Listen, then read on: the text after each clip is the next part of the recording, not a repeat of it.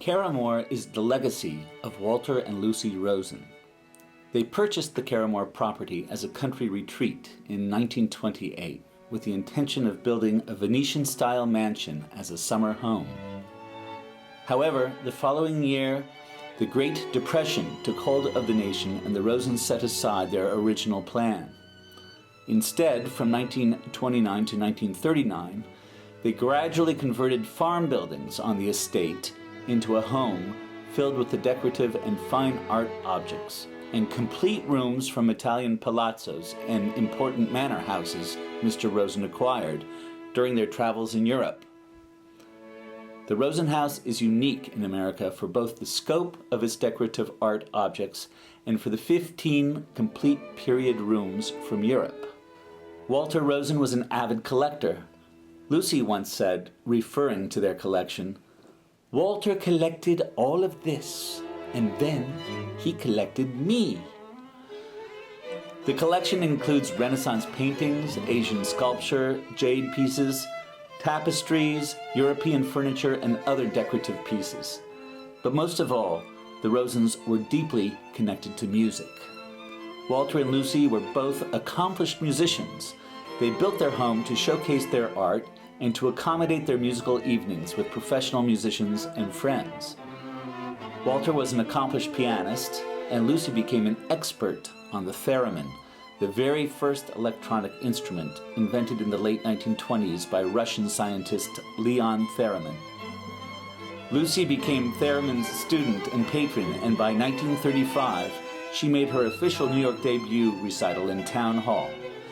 Mrs. Rosen wove the eloquent hands, the magical seeing spell, the New York World Telegram wrote, and the theremin responded to her summons with some of the most strictly musical sounds it has yet produced in our concert rooms.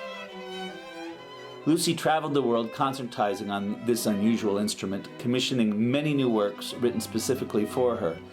Back at Caramoor, musicales in the music room of the Rosen House were common, and many famous friends of the Rosens were visitors, including pianist Artur Rubinstein, harpsichordist Wanda Lindowska, violinist Zino Francescatti, and conductors Bruno Walter, Fritz Reiner, and Leonard Bernstein.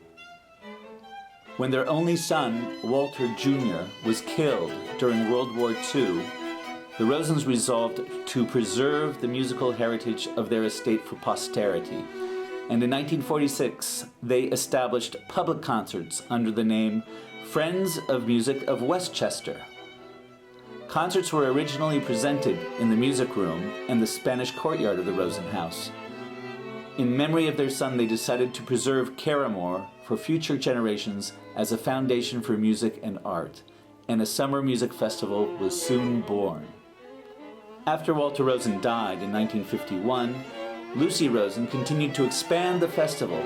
During the 1950s, Caramoor's popularity continued to grow and a larger concert venue was needed.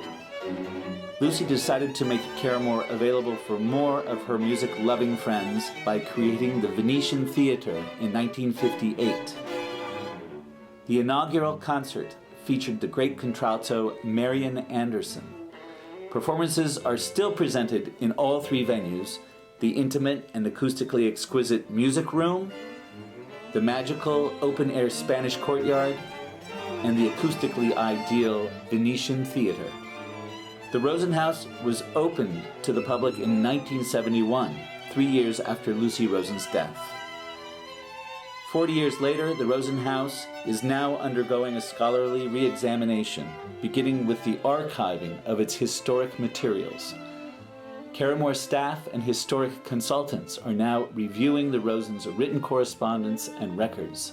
We are still discovering many letters, bills of sale, and photos. Sometimes we forget that the Rosens actually lived here. In addition to all the outstanding art and furnishings, the house also contained their personal belongings. The closets were used for storage, just like in any other house. Things were tucked away. We recently opened a cabinet and found Lucie's diaries she wrote as a young girl. They are so moving and sweet and extremely well written, even for an 11-year-old. Another recent discovery were the photos of the period rooms Mr. Rosen purchased from the art dealer Adolphe Louis, as he had them in his showroom. Seeing those photos and seeing the rooms installed in the Rosen House, you really understand the massive effort that went into the creation of the Rosen's country home. Just brilliant. This work is informing how we will want to share the Rosen House with the public in the future. It is so much more than an eclectic house built by an eccentric couple. Each day, our discoveries and deepening understanding of the Rosens gets us closer to finding the home of two very extraordinary people.